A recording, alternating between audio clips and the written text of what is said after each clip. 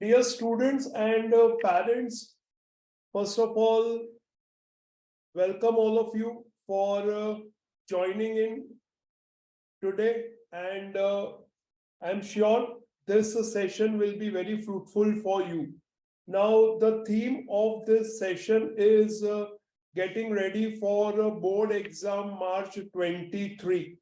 Now, as you all know, कि आप सब जानते हैं कि यूसेप जो हमारा यूविल का एक बहुत ही शानदार इनिशिएटिव है, तो वो भी एक mock test preparation, board exam का प्रिपरेशन ही है।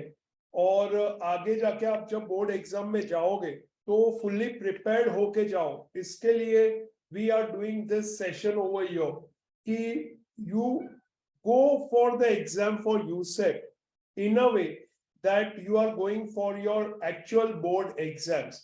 Now, based on our experience, we are sharing with you what you should take care, कैसे तैयारी करना चाहिए, कैसे माइंड होना चाहिए, कैसे अपने आप को रेडी करना है for your USEP exams.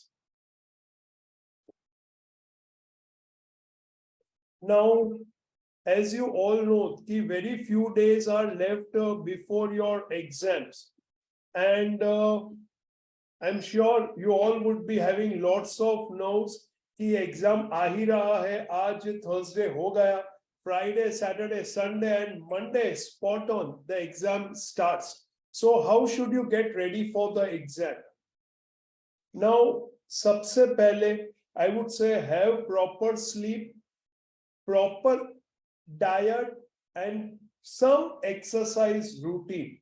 See, ये एग्जाम है ना, ऐसा कोई रॉकेट साइंस नहीं है। ओके, सिंपल चीज ही है, जाके तुम्हें पेपर लिखना है जो तुम करते आ रहे हो। But you need a very good frame of mind while you are writing the exam. So for that you have to get ready for it. ऐसा नहीं है कि जैसे आप वीकली टेस्ट देने आ जाते हो कि चलो थोड़ा बहुत पढ़ लेंगे, एग्जाम दे देंगे। Because this USEP is a very serious examination system for you all. It will be just like board exam. तो मैं चाहता हूं कि आप फुल तैयारी से आओ और बेस्ट स्कोर करके लेके जाओ इस एग्जाम से। तो वेरी इंपॉर्टेंट कि proper sleep. Okay, you have to sleep minimum 6 to 8 hours a day.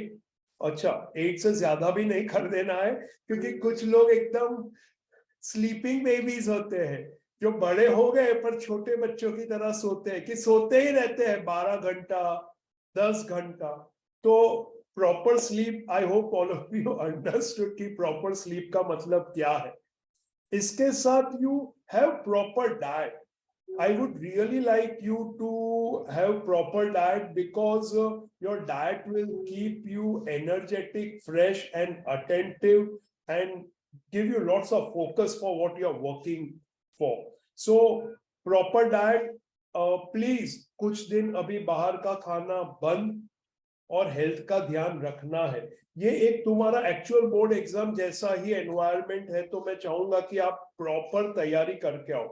Now, why I mentioned exercise routine is because I want कि थोड़ा बहुत exercise करो so that you remain very active during the day or while you are studying. So your morning routine should be some around, you can say 30 minutes of exercise, 30 minutes to 40-45 minutes.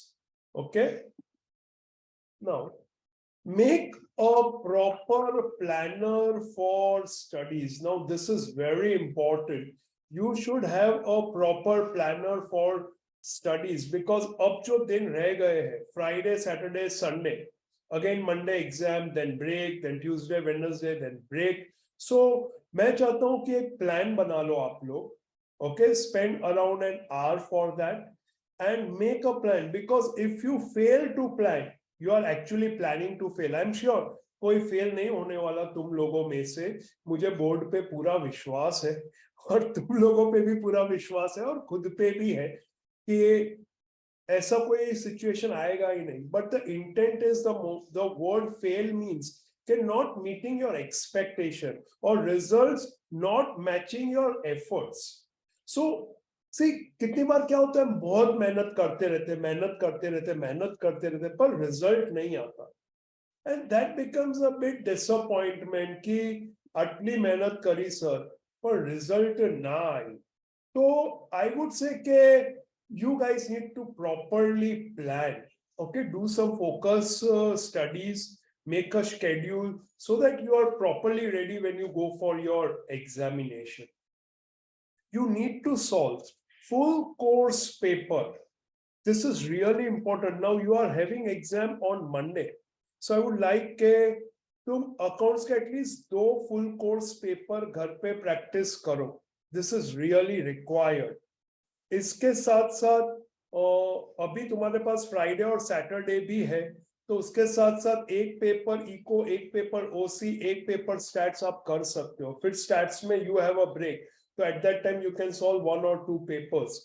तो you should keep this in mind. Okay, now you will be solving either 1 or 2 paper maximum because of the limited time left, but I would like you all कि मैं चाहूंगा कि आप at least बाकी सब papers का गो through कर ले. ओके,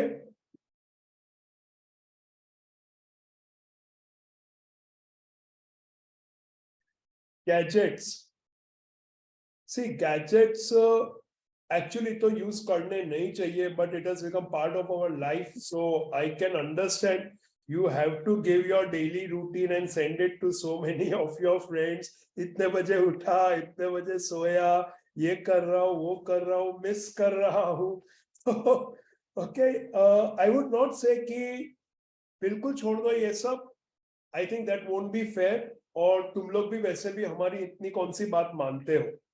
तो आई वुड से के you fix up some time के दिन में more than 1 hour mobile, TV, tabs use नहीं करना. I want to be away from the screen time, so not more than 1 hour. You can break up into 15 minutes slot, because you want to also check some updates coming up from our institute, or some of your friends sending you some important updates, or from your parents, your family group, and what not.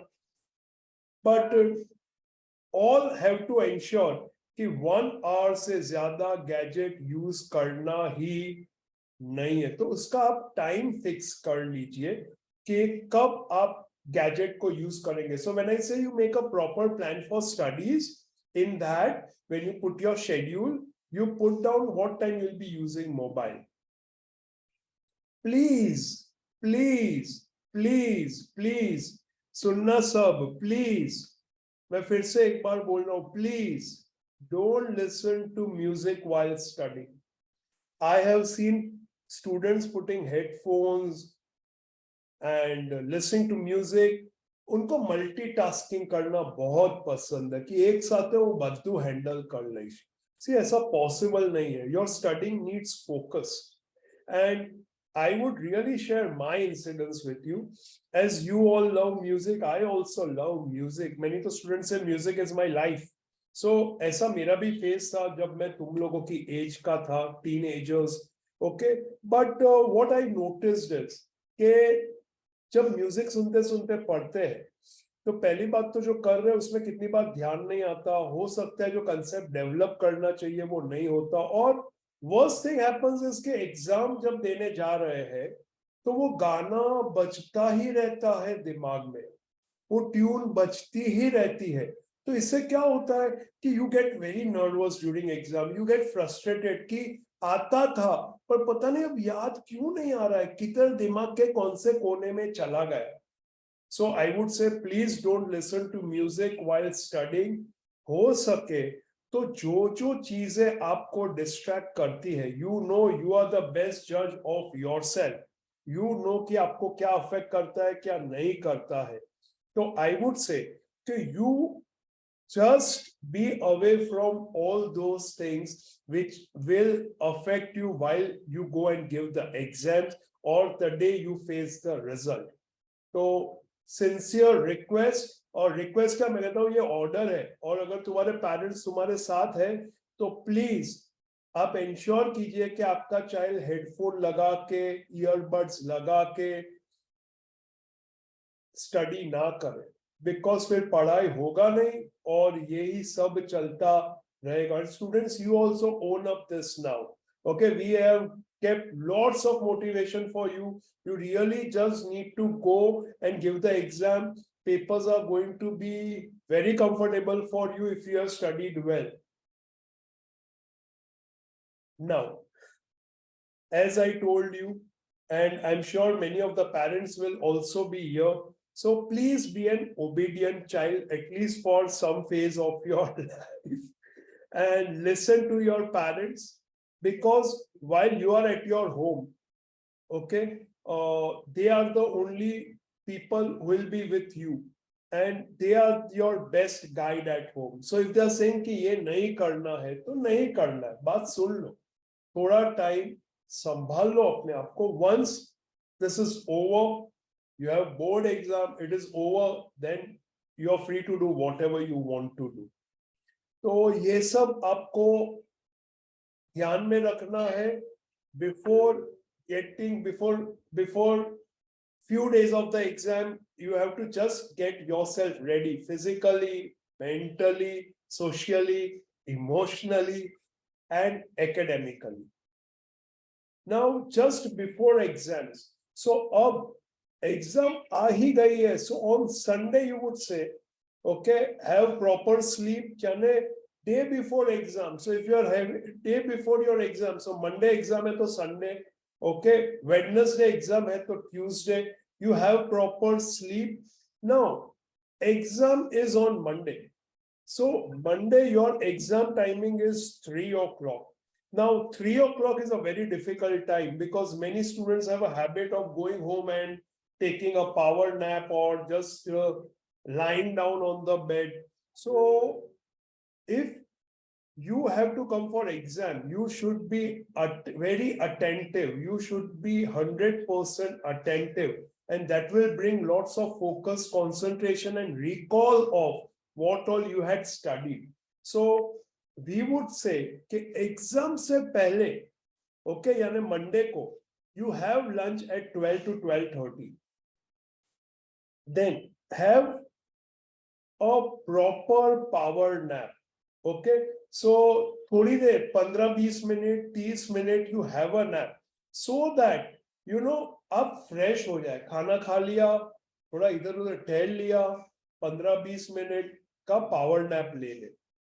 Have a go through of summary around 1 to 2 p.m. So 1 to 2 p.m. का जो time है उसमें कितनी बार क्या होता है, students want कि लास्ट मिनट में एक बार सब कुछ देख के जाओ, तो फटाफट देख लो 2 बजे तक. 2 बजे तक का टाइम है, but no studies after 2 p.m. उसके बाद you have to get ready for the exam. Now before you leave your house, okay, before you leave your house, do a prayer that will soothe you, bring your anxiety down, make you more focused, and take your parents and elders' blessings at home. So this is really very very very important कि आप जब घर से बाहर निकल रहे हो exam देने के लिए, तो एक प्रेयर कर लीजिए और अपने पेरेंट्स का और एल्डर्स का जो घर पे है उनका आशीर्वाद ले लीजिए. This is really important. Check everything essentials like hall ticket, exam writing pad, compass, 2 calculators. Now why I have said 2 calculators, because accounts का पेपर है. अब एक कैलकुलेटर लेके आए, बेंच पे रखा, हाथ लगा और कैलसी गिर गया और टूट गया, तो एग्जाम टाइम पे हम क्या करेंगे? ऐसा हो सकता है कि आपका कैलकुलेटर एग्जाम सेंटर पे ही जाके बिगड़ गया. ऐसी कहावत है गुजराती में कि घणी बार दशहरा दिवसे घोड़ा ना दौड़े, यानी जब किसी चीज का जरूरत है उसी टाइम पे वो चीज काम नहीं आती. और ऐसे दोस्तों में तो काफी होता है कि हम जिस दोस्त पे बैंक करते हैं कि यही मुझे आके मुसीबत के समय में बचाएगा, पर जब मुसीबत आ गई, हमने फोन किया तो दोस्त ने फोन नहीं उठाया. आउट ऑफ रीच चला गया, कॉल्स रिंग जाती रही, रिस्पॉन्ड नहीं किया, तो ऐसा हो सकता है। तो I want calculator is your biggest asset for accounts and statistics exam. So you should carry 2 calculators. My dear students, please carry 2 calculators. I'm saying once again, carry 2 calculators. Leave early. Now your exam time is 3 o'clock. So you have to report late by late around 2:30. You should be at the center at around 2:30. Now, तो घर से 2 बजे निकल जाइए. Last भागा भागी मत कीजिए. Drive slow. If you are coming on your own two wheeler then please wear helmet and come. Compulsory है सब स्टूडेंट्स के लिए कि हेलमेट पहन के ही घर से निकलना है अगर आप व्हीकल चला रहे हो या टू व्हीलर में आ रहे हो. ये कंपल्सरी है. शांति से व्हीकल चलाओ, शांति से पहुंचो. Please rush rush rush rush नहीं चाहिए. थोड़ा टाइम गैप रखो कि मान लो व्हीकल लेके आ रहे हो, व्हीकल में कुछ खराबी आ गई, तो you can reach exam centre on time. We will follow the board rules. So एक बार एग्जाम चालू हो गया, उसके बाद we will not allow you at the exam centre whatsoever. तो आई वांट कि तुम्हें रियल लाइफ एक्सपीरियंस मिले, तो please take care about this. Exam centre पे और ड्यूरिंग एग्जाम किस चीज का ध्यान रखना है? See, keep a happy face and look confident. Now you will say कि सर अभी एग्जाम देने जा रहे हैं, तुम कैसे खुश हो सकते हैं? But you try to understand. If you will be positive minded, if you will have a happy face, you think from within, it's okay, it's just an exam. It's matter of 3 hours only and it will pass away. You all have worked very hard, I'm sure. So keep a happy face, look confident. बहुत stress में मत दिखना, नहीं तो क्या होगा, लोग आके और तुम्हें दुखी करेंगे, क्योंकि दुखी को और दुखी करने का मजा ही अलग है और लोगों को बहुत मजा आता है. तो you look happy, you look confident. Okay, ऐसा सोचोगे तो ऐसा दिखोगे. ओके, तो वो स्ट्रेस निकाल देना है माइंड से. Okay, just go and now you are going to rock the exam. ऐसा ही सोच के एग्जाम सेंटर पे जाना है. Very important next point, please ध्यान रखना. Very important, very important. You there? Hello hello. Very important. Don't discuss about exam preparation with other students. See, many times क्या होता है कि हम एग्जाम सेंटर में गए, ओके, एंड फ्रेंड्स मिले और फिर फ्रेंड्स ने यही चालू किया, तू वो पढ़ के आया, तू वो पढ़ के आई, तेरा ये हो गया. तो क्या होता है, कितनी बार at that point of time we may feel that मुझे तो कुछ आता ही नहीं है, अरे बाप रे, मैं कैसे एग्जाम दूंगा, मैं कैसे एग्जाम दूंगी. तो आई वुड से आप एग्जाम सेंटर में जब आ रहे हो तो आप शांति से खड़े रहो, चिल मारो. ऐसे सब दोस्तों से या दुश्मनों से अलग रहो जो तुम्हें पढ़ाई की बातें वहां पे करने वाले हैं, और कोई करता है तो उसे रोक दो या वहां से चले जाओ. And directly you go to the centre, they go to your classroom. तो आई वुड से कि एग्जाम प्रेप के बारे में प्लीज डिस्कशन करना नहीं है. It's a strictly no no for all the students who are giving exams, not just for USEP, even for your actual board exams. Now, आप क्लासरूम में तो एंटर कर गए, you have entered the classroom. तो when you go to a classroom, it's a new place for you because exam centre ही एक नया centre है, आपके कंफर्ट जोन से बाहर है. तो आप एक बार क्लास में आ गए तो आप शांति से अपनी जगह पे जाके बैठिए. Seat numbers and everything will be mentioned. Okay, आप थोड़ा सराउंडिंग ऑब्जर्व करिए.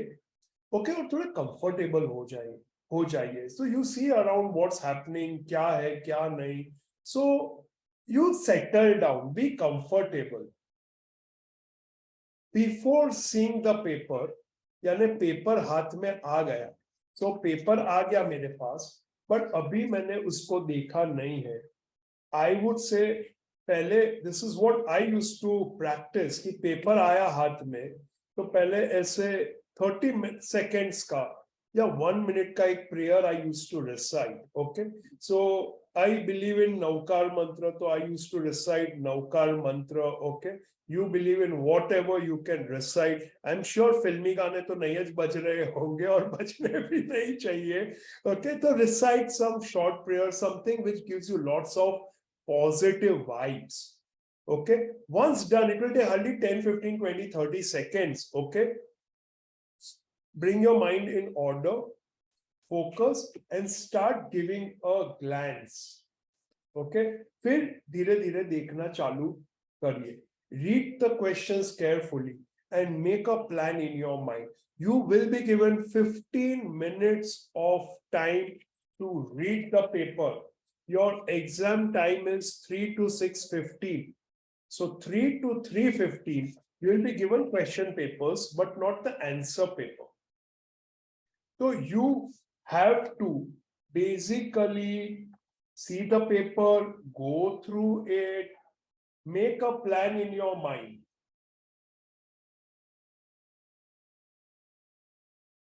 Once you get the answer sheet, write all the details properly. Okay, please ensure कुछ miss out ना हो जाए. ऐसा हमने देखा है कि वो एंजाइटी इतना हो जाता है स्टूडेंट्स को कि आंसर शीट आया नहीं और लिखना चालू. क्योंकि कितनी बार स्टूडेंट्स क्या सोचते हैं, अरे घर से गो के आया, जल्दी जल्दी लिख दो नहीं तो मैं तो भूल जाऊंगा. Okay, so please ये सब डिटेल्स लिखना है प्रॉपरली. ओके, उसके बाद आगे बढ़ना है. Right section and question numbers properly for examiner to locate the same. We have seen while we take exam over here, section बराबर नहीं लिखे हैं, question numbering बराबर नहीं किया है.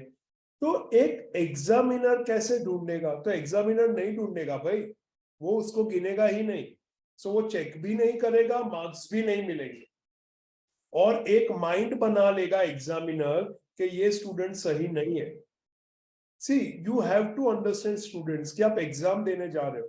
अब आपकी किस्मत किसके हाथ में है? एक बार एग्जाम दे दिया उसके बाद जो पेपर चेक करे, जो एग्जामिनर है, तो आपको ऐसा कुछ भी नहीं करना जिससे एग्जामिनर फ्रस्ट्रेट हो जाए, उसको लगे कि ये सब क्या कर रहे हैं, ये लोग बराबर लिखा नहीं है, प्रेजेंटेशन प्रॉपरली नहीं है, क्वेश्चन नंबर ही मुझे मिल नहीं रहे, क्योंकि उनको वो क्वेश्चन नंबर और सेक्शन के हिसाब से मार्क्स लिखने होते हैं. तो प्लीज ये सब ध्यान रखिएगा.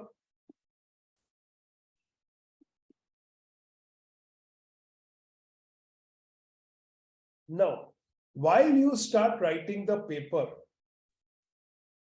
please write your paper neatly without scratches, scribbling, overwriting. Please. और इसके लिए हमने ये सेशन किया है कि आप मेंटली फिजिकली रेडी हो जाओ कि ये सब गलती होना ही नहीं चाहिए. सोच के लिखो, लिखने के बाद मत सोचो. It is said look before you leap. अब तूने लीप कर लिया, तू गिर गया, फिर क्या फायदा? तो पहले देखो, फिर समझो, फिर लिखो. बट एक बार लिख दिया फिर उसको स्क्रैच करना, ओवरराइट करना, it's a wrong habit what you are developing. So if you are having that practice, अभी से माइंड में ये सब आना चाहिए कि ये करना ही नहीं है. I want to really highlight कि जिन स्टूडेंट्स के सारे आंसर करेक्ट होंगे उसको मैं 100 आउट ऑफ 100 तभी दूंगा अगर पेपर में एक भी स्क्रैच नहीं है, एक भी ओवर राइटिंग नहीं है. नाउ काफी स्टूडेंट्स मेरे साथ आके फिर बहस करते, आर्ग्यू करते हैं कि सर चलता है ना सर, उसमें क्या ओवर राइट ही तो किया है. But I would say no बच्चा, अगर आप नई गाड़ी खरीद रहे हो तो एक माइनर स्क्रैच या डेंट भी आपको नहीं चलता है. एक नया मोबाइल लेते हो तो एक माइनर स्क्रैच होगा तो क्या फुल प्राइस दोगे? So what is 100%? 100% means error free, absolutely spotless paper. So if you want 100 out of 100, then you have to take care about this. Now, the second point is also very important.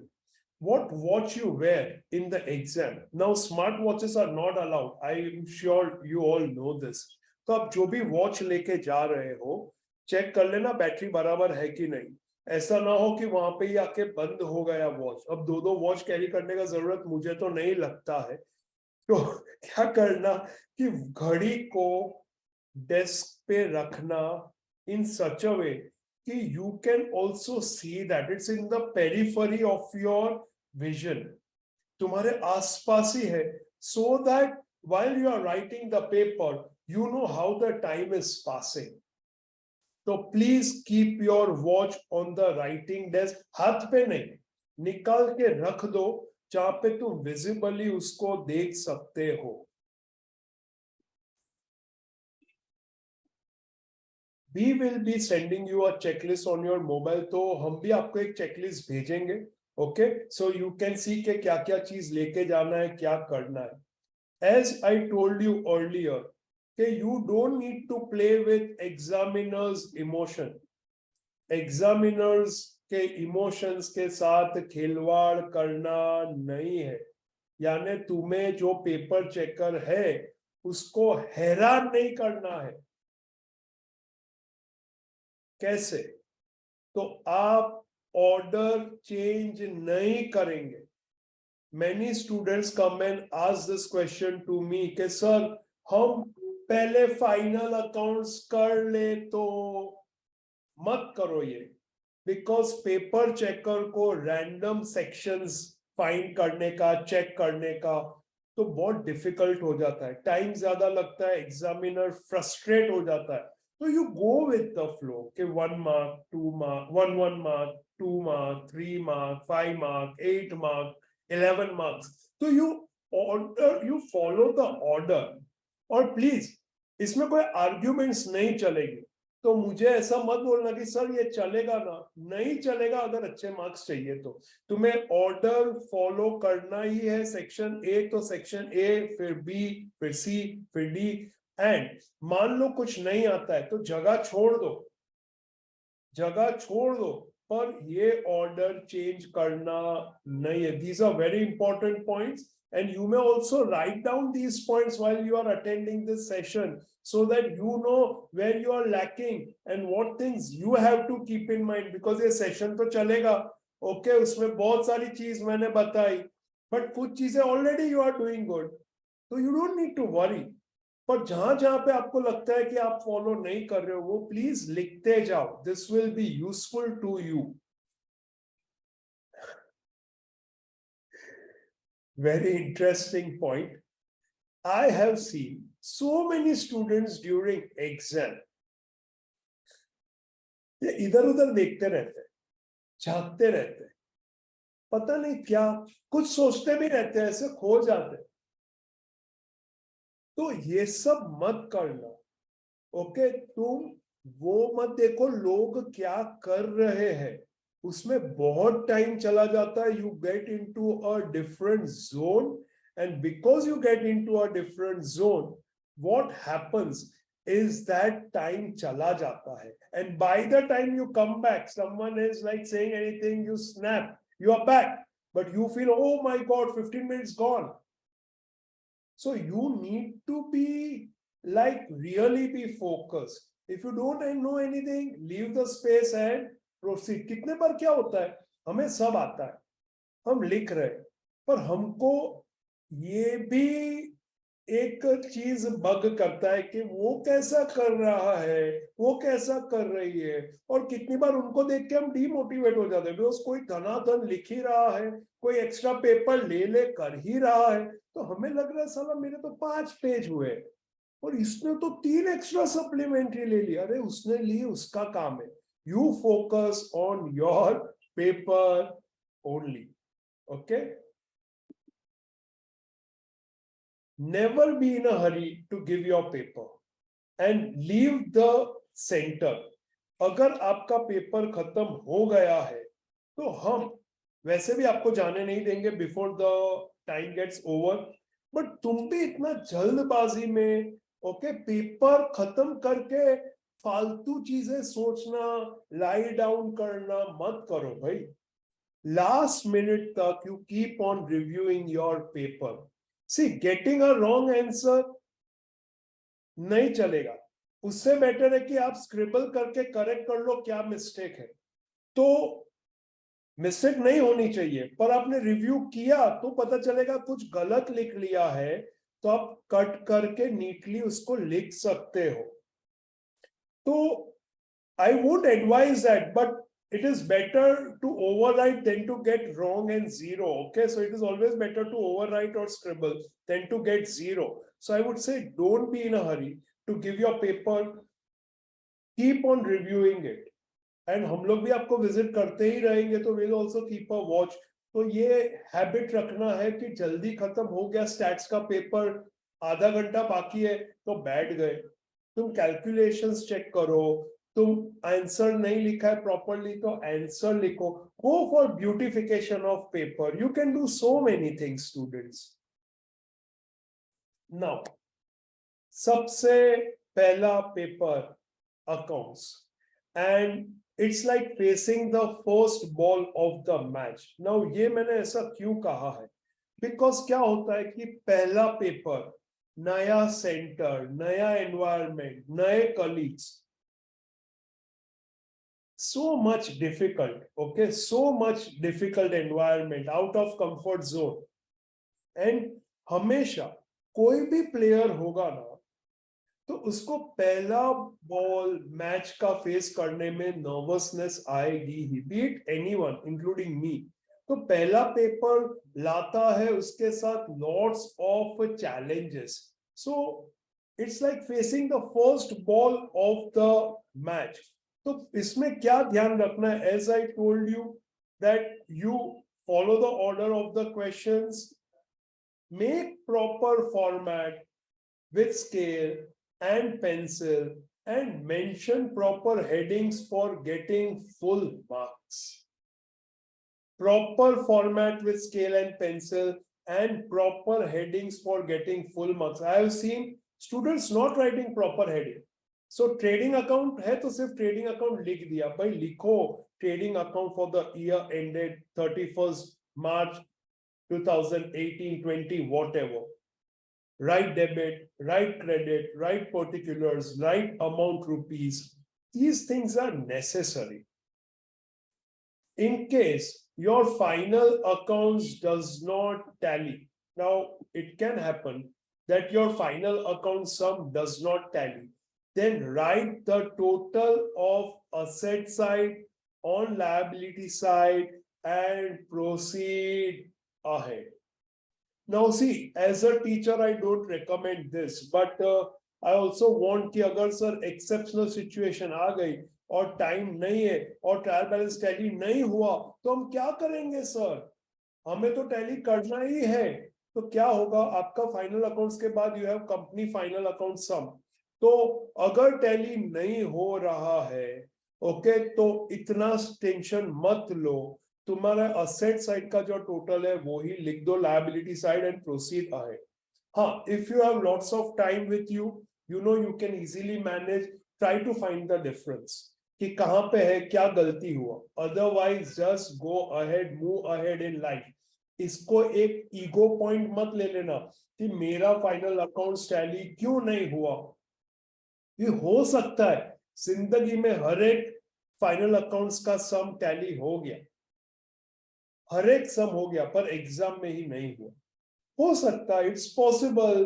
Sachin Tendulkar भी zero पे out हो सकता है, तो हमारे साथ भी हो सकता है। तो ईगो पॉइंट मत बनाना, बिकॉज इसके बाद 11 मार्क्स का सम बाकी है। Okay, so please take care about this. For final accounts, admission, retirement, please complete the sum. Many students just do posting and adjustments without balancing. You will get very less marks. I have seen students final accounts का पूरा sum कर दिया, सब correct है, but total और balancing नहीं किया. Now See, if your sum is not complete, how can you expect to get marks?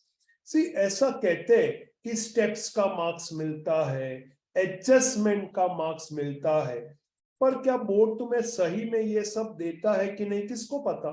क्योंकि बोर्ड के पेपर्स तो चेक होके तुम्हारे पास आते नहीं है. If you ask me, you need to close the some.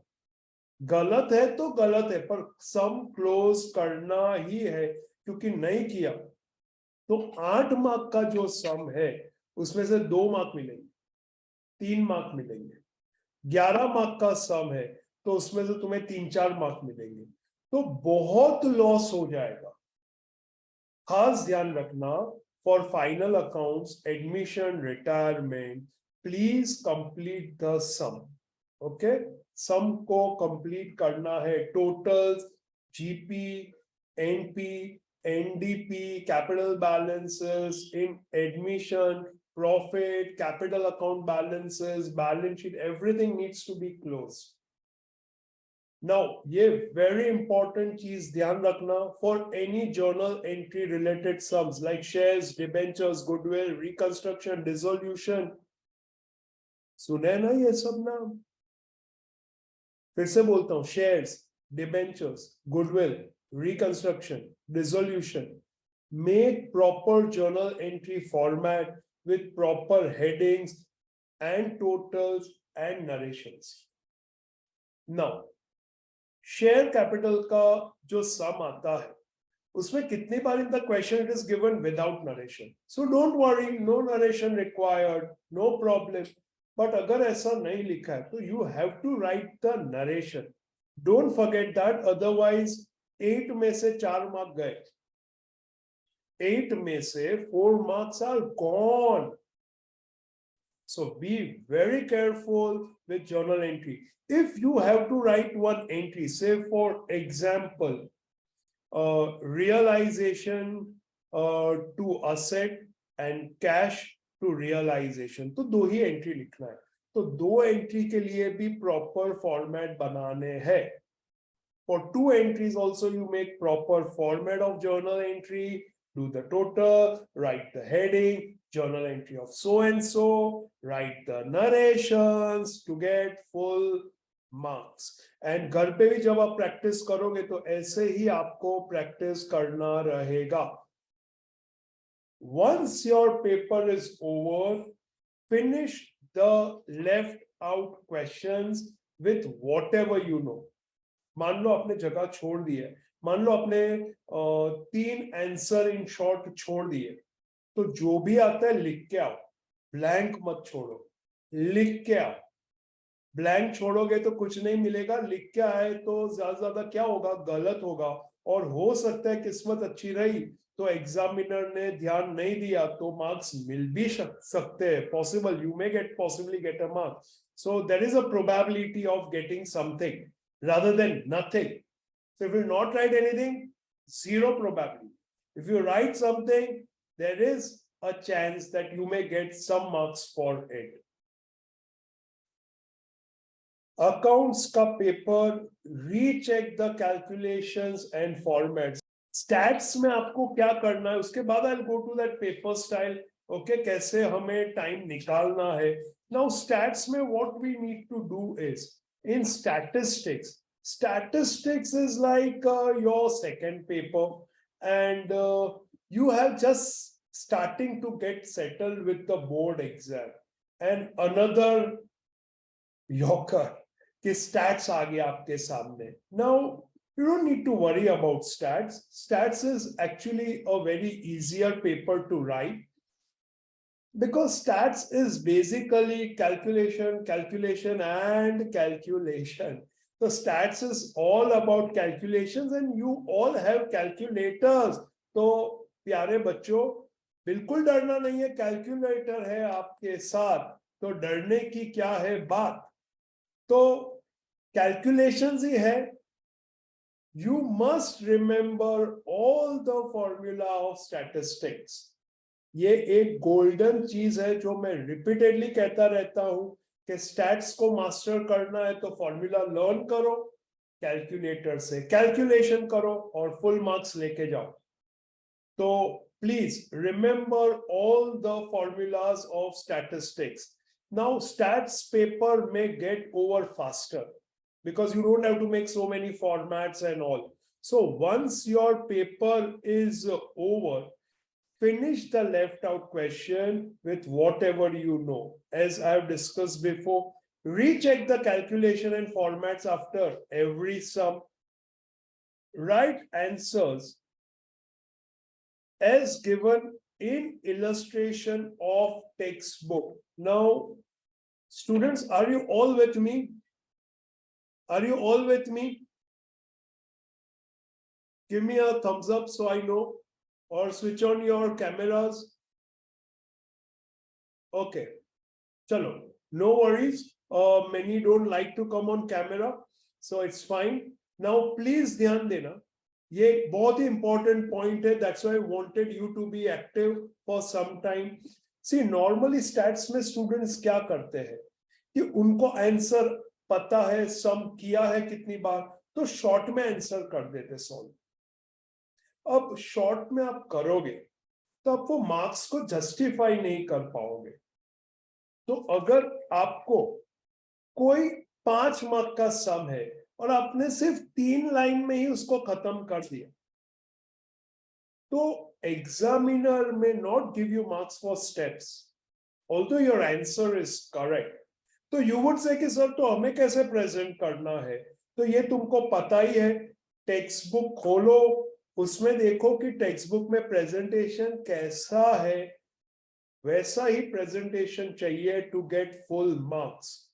I have seen students just solving a 5 mark probability sum in 3 steps. 1, 2, 3, khatam, answer aa gaya. Amazing. You guys are brilliant. But how will you justify those marks? So you need to go stepwise. आपको आपका जो answer है उसको explain करना है. तो you have to have a write up for that. उसके लिए I would like all of you to practice some illustrations with the illustration solution. तो कोई भी सम लो, उसमें illustration में कैसे solve किया वैसे आपको solve करना है. Small tip for theory on in statistics.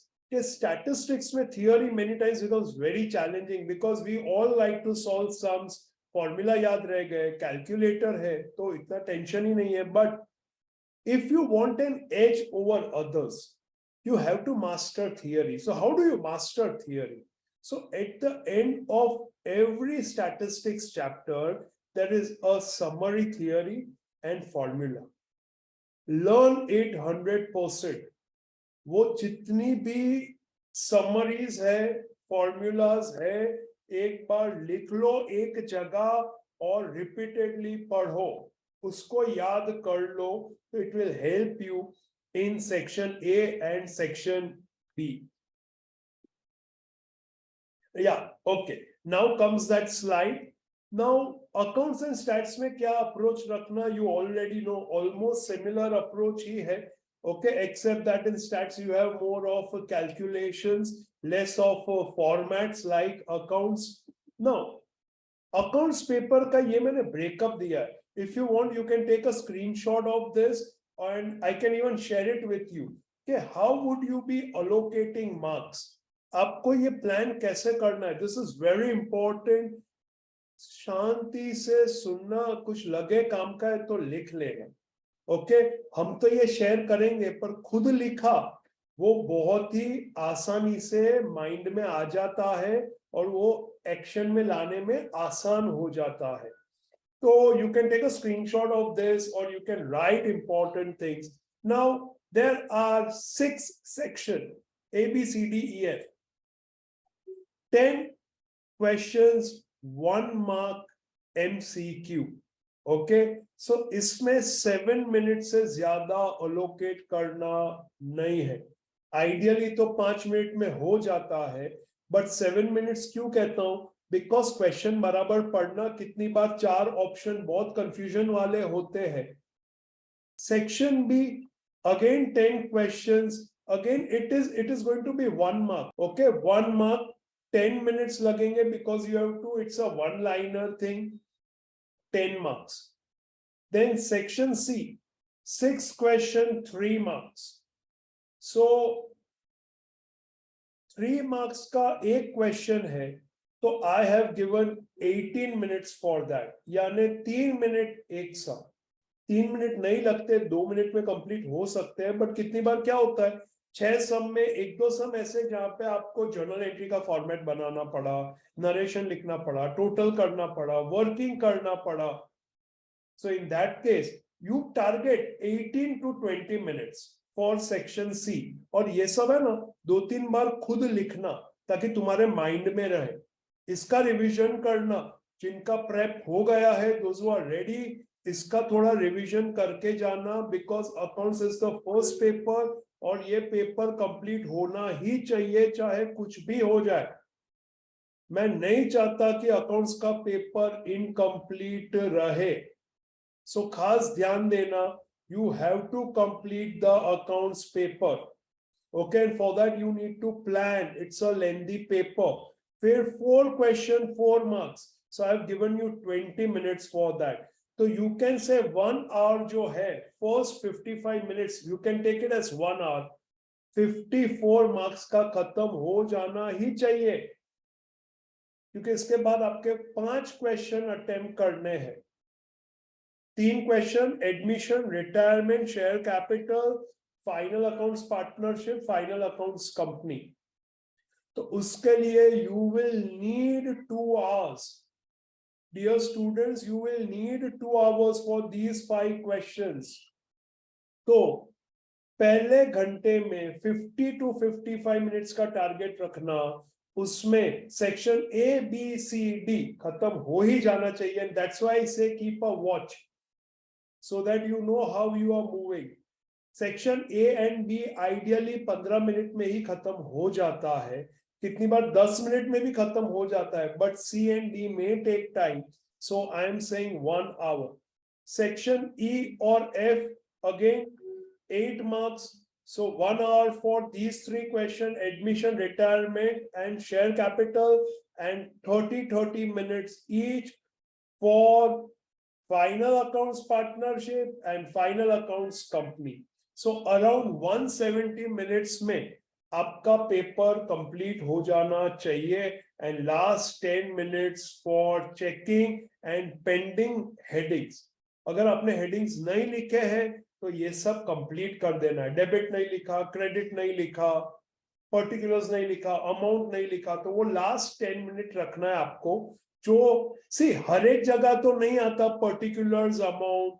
Okay, तो जहां जहां पे जो सम्स में है, बड़े सम्स में ही है, तो वो उसके लिए 10 मिनट रखना है कि आप उसको कंप्लीट करें. टाइम बचता है तो थोड़ा रिकैलकुलेशन, प्रेजेंटेशन, थोड़ा पेपर को ब्यूटिफाई करो. The way you beautify yourself on social media, the way you beautify the pics what you take.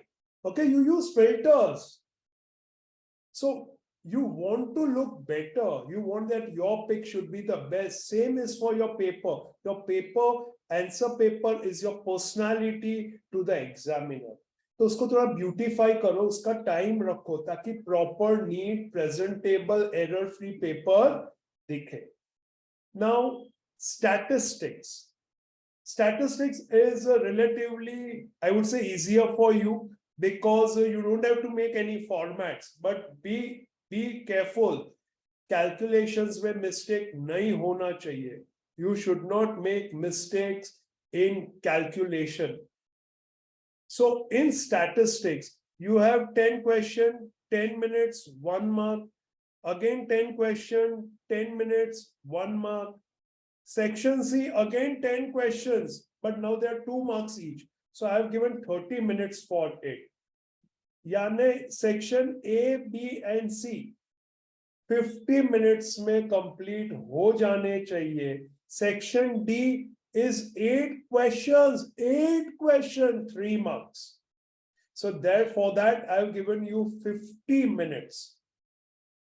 50 minutes. So around 6 minutes I have given you for each question. नहीं लगते 6 minute, but प्यार से करना, proper steps लिखना, answer highlight करना, तो it will be a great thing going forward and it will leave a good impression.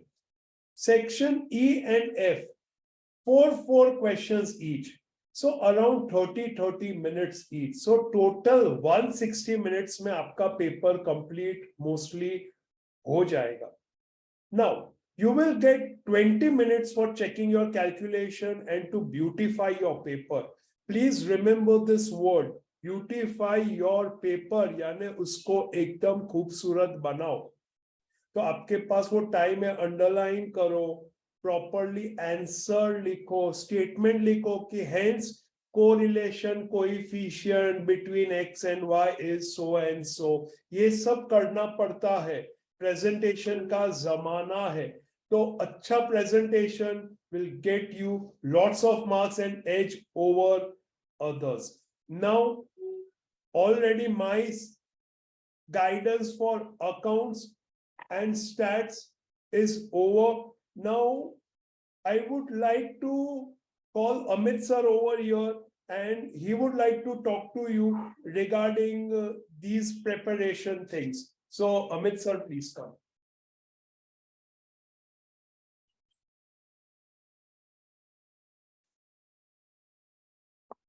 Good evening everyone. बधाने वाला जय श्री कृष्ण. केम छो?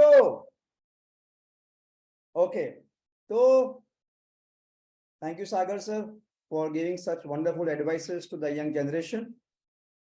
एक सिंपल क्वेश्चन पूछता हूं और मुझे पता है सबको आता ही है.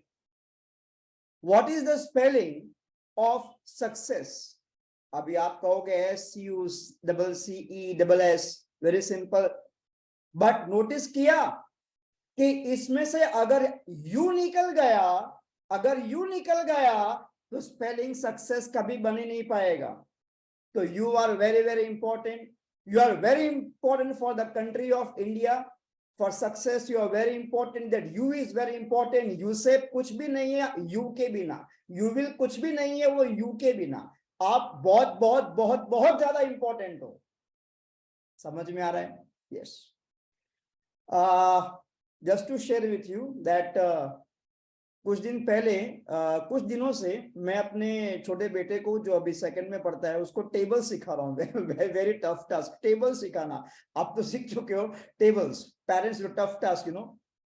तो मैंने उसको पूछा 8 9s और मैं बड़ी उम्मीद में था कि अभी वो बोलेगा राइट आंसर. उसने बोला 303 303.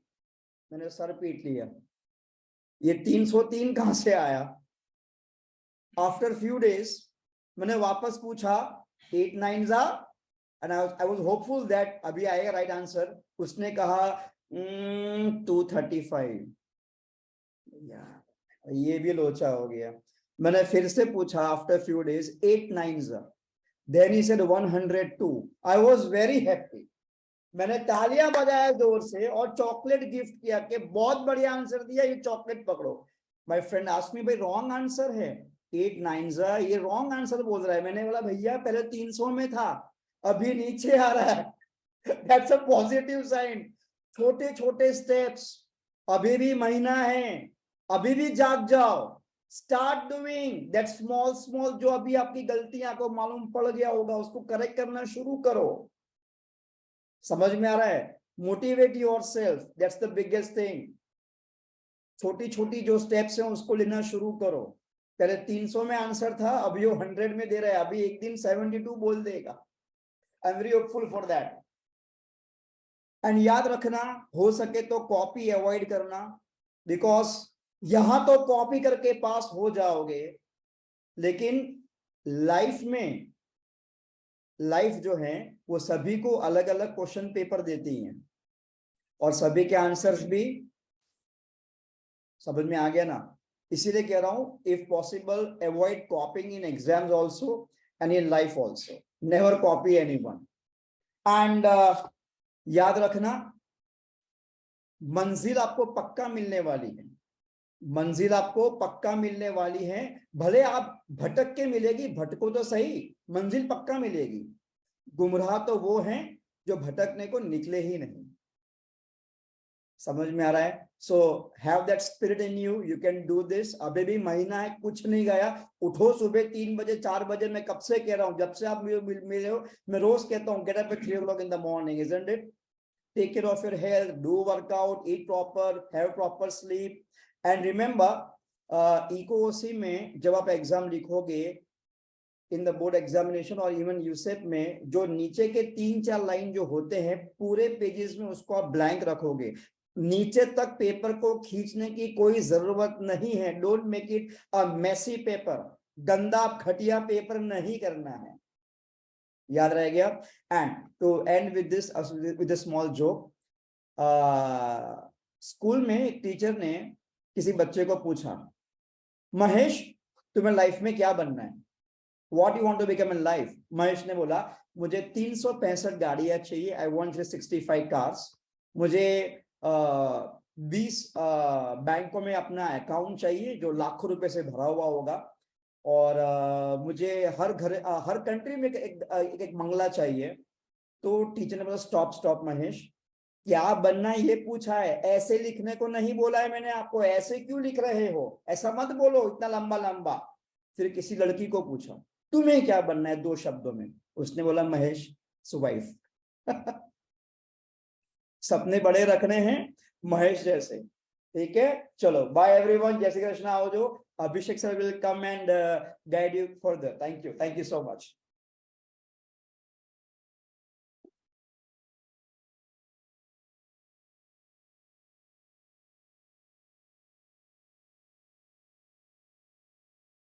Good evening everyone. रिप्लाई आएगा नहीं क्योंकि आप सबको म्यूट पे रखा हुआ है, क्योंकि काफी शैतानी बच्चे इस जूम मीटिंग में ज्वाइन हो रहे हैं, तो वो फ्रीडम हम आपको नहीं दे सकते unfortunately. We will have to kill that for everyone due to some notorious people entering the meeting again and again.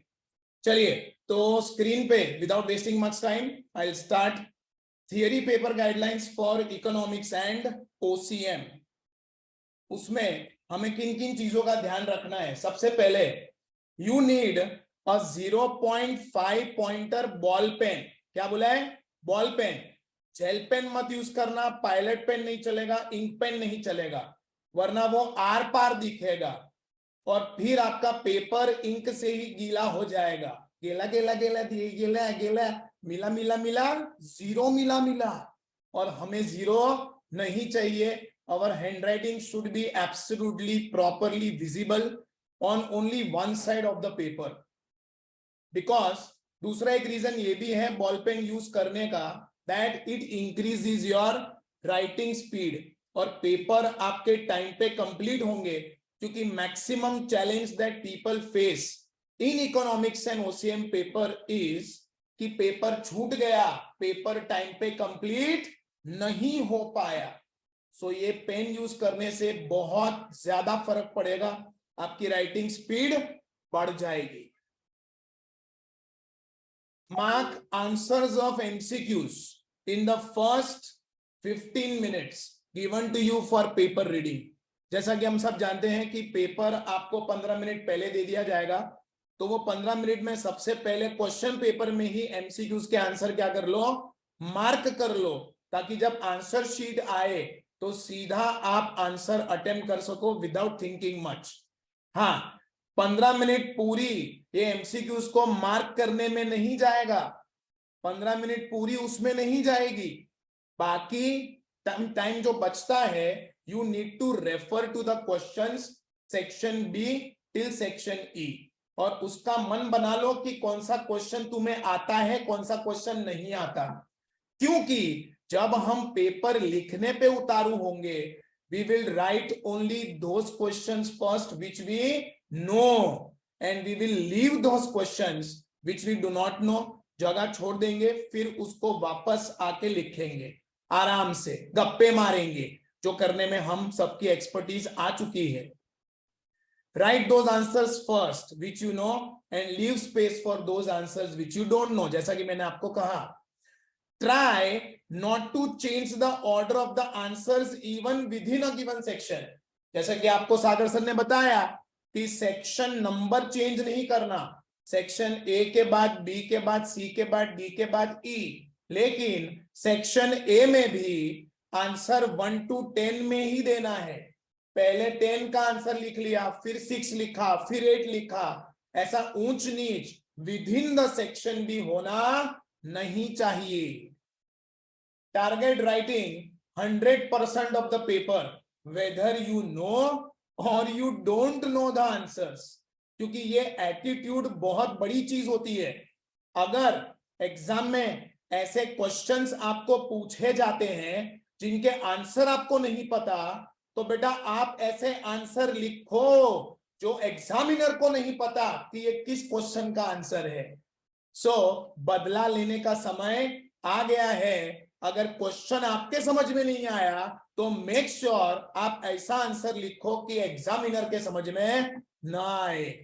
At least आप कुछ लिखोगे तो शायद चांस है कि पेपर चेकर का ध्यान ना पड़े कि अंदर क्या लिखा है, या कुछ वर्ड्स देख के ही वो आपको मार्क्स दे दे।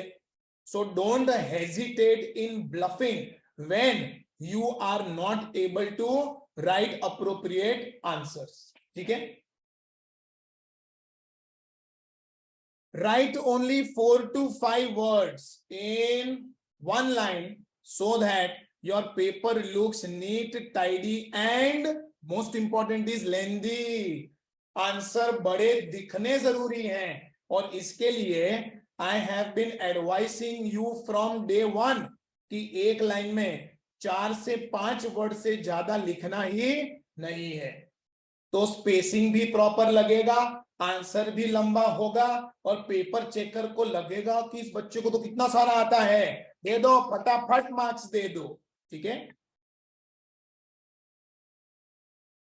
Now we go for section wise understanding of how you are suppose to write the paper. तो सेक्शन ए क्या है बेटा, एमसीक्यूज, मल्टीपल चॉइस क्वेश्चंस, जिसका 1 मार्क ईच है। अब उसमें attempt those MCQs first that you know. अब ये रामबाण है, कोई भी क्वेश्चन अटेम्प्ट करने से पहले ये ध्यान रखना कि जो आता है वो सबसे पहले लिखना है और जो नहीं आता उसकी ज्यादा चिंता किए बगैर आगे बढ़ जाना है। But when you see MCQs तो उसमें जो चीजें आपको पता है वो तो लिख ही लोगे। अब जो चीजें नहीं पता तो उसमें आप 2 मेथड यूज कर सकते हो। One is elimination method. अच्छा, 4 ऑप्शन आपके पास हैं, उसमें से आपको पता है कि option A is the correct answer, तो ठीक है ए ही कर देंगे।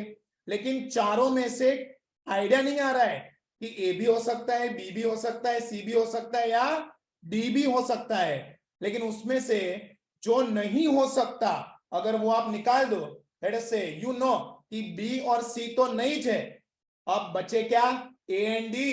तो ए एंड डी में ज्यादा वजन आपको किस पे लग रहा है, आप वो आंसर लिख लो। और अगर दोनों इक्वल वेटेज वाले हैं तो एक और मेथड आपके पास बचता है, इंकी पिंकी पोंकी या जय माता जी रॉक्स, जैसा स्टूडेंट ऑफ द ईयर में उस बच्चे ने किया था। That is the only option way out अगर आपको एमसीक्यूज अटेम्प्ट करने हैं तो। सर हम गलत आंसर क्यों दें, हमें आंसर ही नहीं देना है, ऐसा पागलपन मत करना। गलत आंसर इज मोर वैल्यूएबल, चलेगा, then not giving an answer, क्योंकि आपके एग्जाम में बेटा कोई नेगेटिव मार्किंग तो है नहीं। इसीलिए कोई भी एमसीक्यू आपको अनअटेंडेड रखना नहीं है, क्योंकि आपका नेगेटिव मार्किंग है ही नहीं। So better take chance. अगर डी लिखा और सही हुआ तो फायदा है, लेकिन डी लिखा और वो गलत हुआ तो उसके सामने आपका कोई नुकसान नहीं है। Answer of MCQs should be number, फिर ऑप्शन और फिर actual answer. As for example पूछा जाता है कि फर्स्ट 5 ईयर प्लान कब चालू हुआ था, तो ये था क्वेश्चन नंबर 5, तो आप लिखेंगे 5। 1951 was given as option number D, तो डी लिखेंगे और उसके बाद उसका सही आंसर 1951 आपको लिखना है। डोंट राइट ओनली डी और only the answer, right option and along with that right the answer. ठीक है, जैसा डेमो यहां पे मैंने एग्जांपल में दिया है आप वैसे ही आंसर लिखेंगे। उसके बाद आ जाते हैं सेक्शन बी पे, ये भी 1 मार्कर्स हैं। Write the whole answer in 1 or 2 sentences. 1 line does not mean only single line of the supplementary.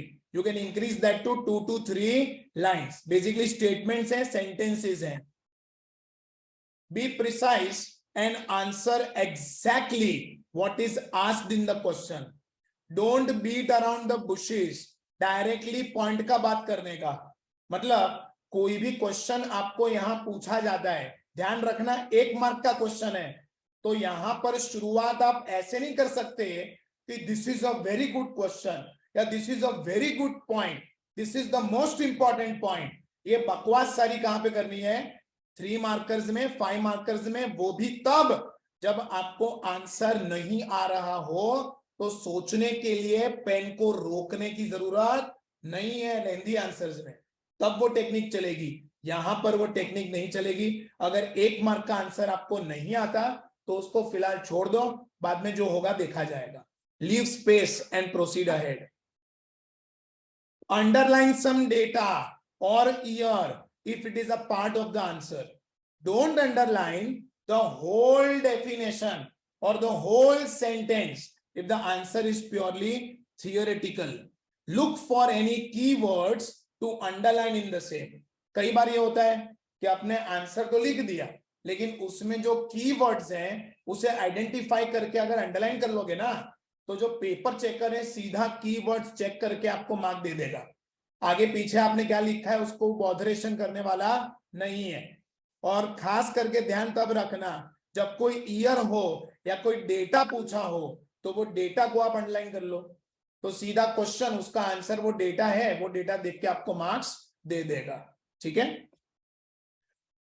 और जो क्वेश्चंस हमने छोड़े थे जिसके आंसर हमें नहीं पता थे, you have to return back to this section and attempt a bluff without any cancellation for answers left earlier. मतलब सेक्शन भी आपका चला, 10 क्वेश्चन पूछेंगे, इसमें आपको 2 नहीं आते तो आपने 2 की जगह छोड़ दी थी। अब at the end of the paper वापस वो 2 क्वेश्चन पे आना है और कुछ ना कुछ लिख लेना है।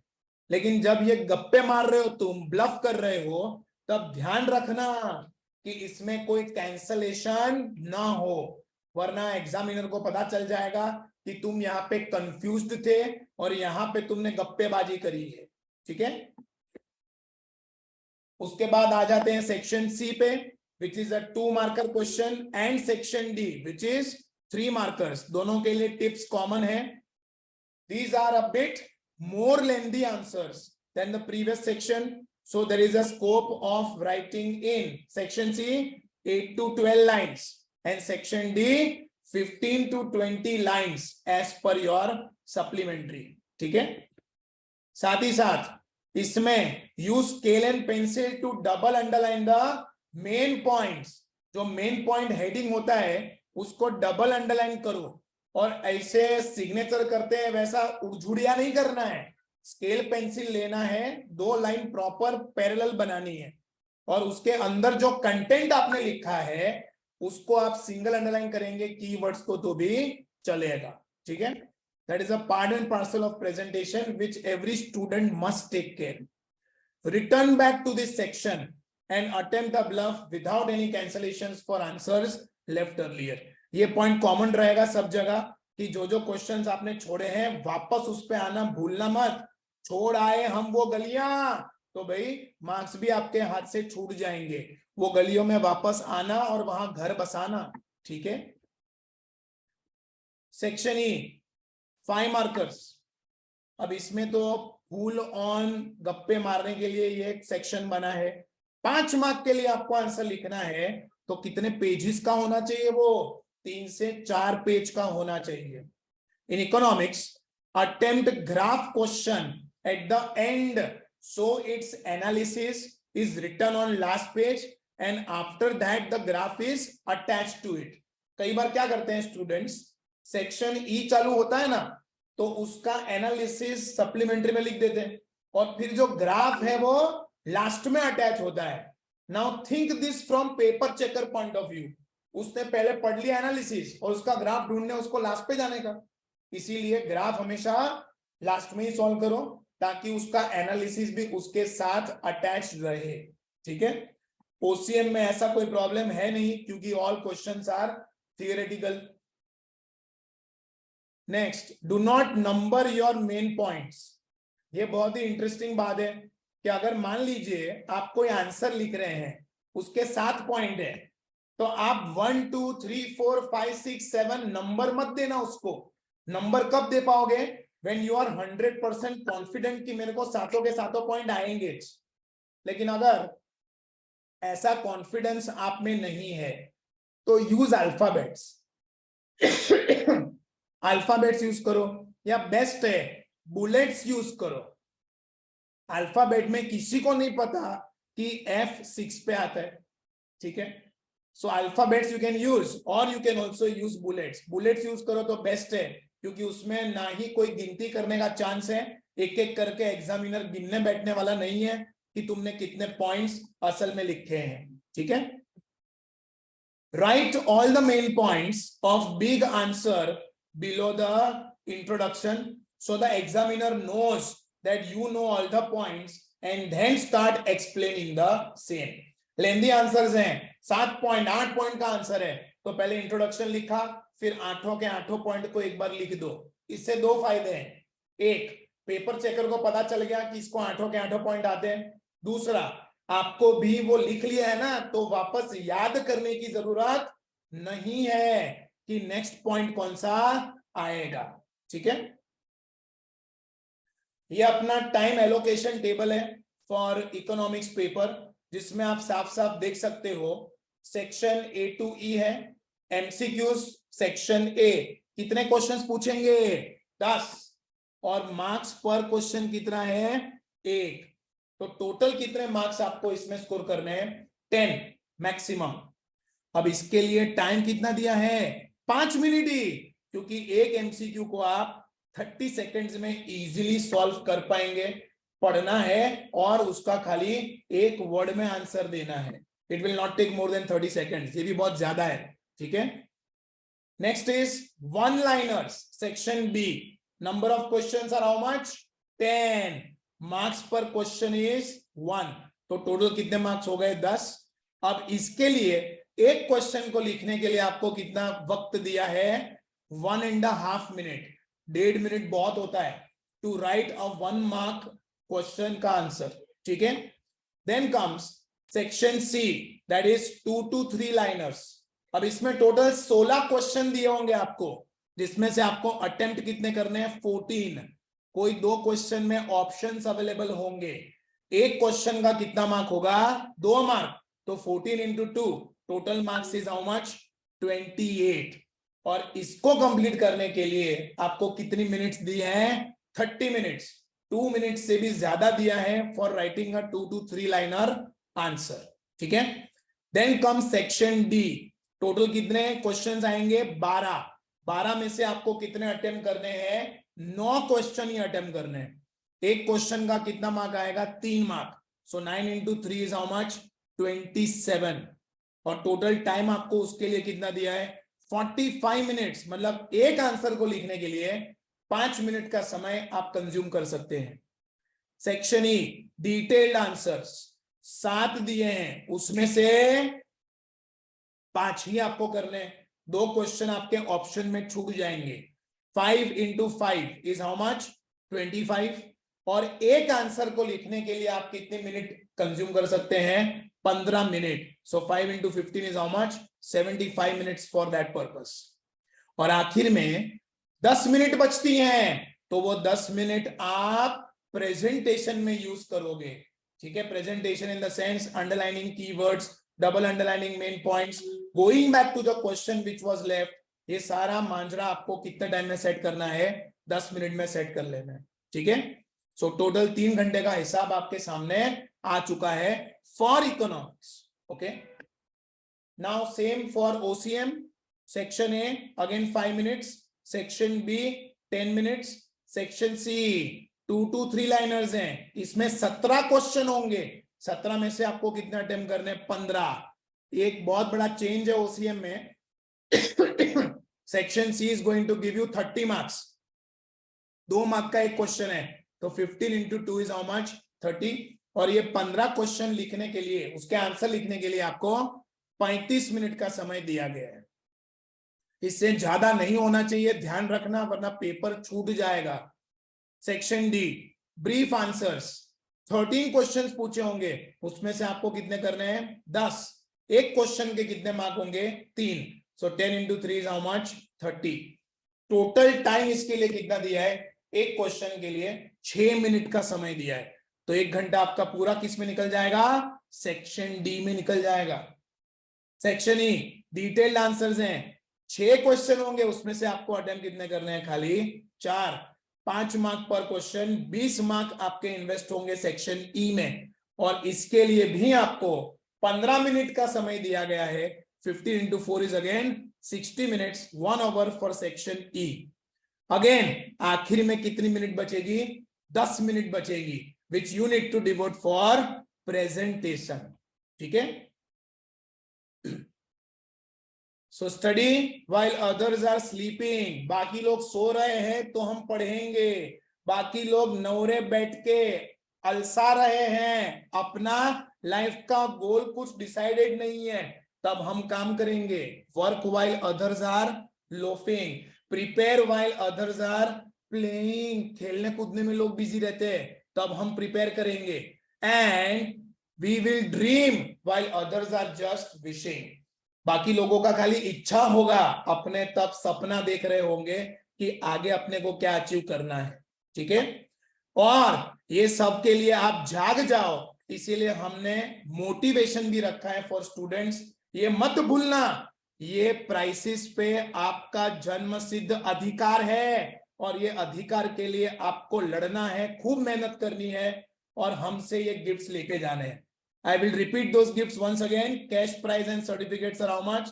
First prize को, first rank को कितना मिलेगा, 7,100, second को 5,100, थर्ड को 3,100। तैयार है, कवर में पैसे रेडी हैं, बस आपका लेने का देर है। और 12th में जो बोर्ड में फर्स्ट रैंक लाया गुजरात में, उसके लिए 2 व्हीलर, जो वडोदरा में फर्स्ट रैंक लाया उसके लिए लैपटॉप, और जो A1 ग्रेड लेके आएगा उसका 5,000 एक तो नक्कीज है।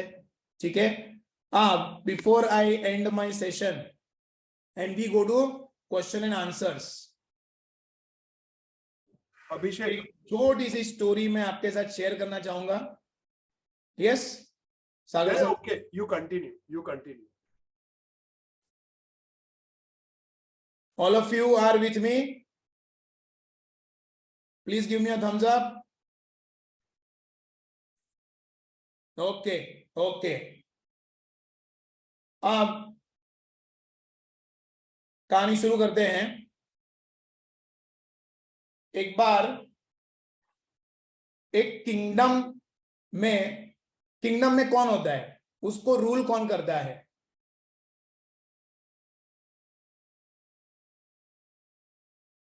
हेलो, किंगडम को रूल कौन करता है, king. Yes, very good Alfina. Now, there was once upon a time a king who had a habit of acquiring many new areas in its surrounding. ठीक है, वो किंग बहुत सारी जंग कर चुका था, वॉर्स कर चुका था, और अपने साथ वो अपनी सेना लेके जाता था, जिसमें घोड़े, हाथी सब थे। उसका एक फेवरेट हाथी था जो सबसे स्ट्रांग था। ठीक है, और उस हाथी का ट्रैक रिकॉर्ड था कि वो कभी भी कोई जंग में हार के वापस नहीं आया था, और राजा उसी हाथी पे बैठता था।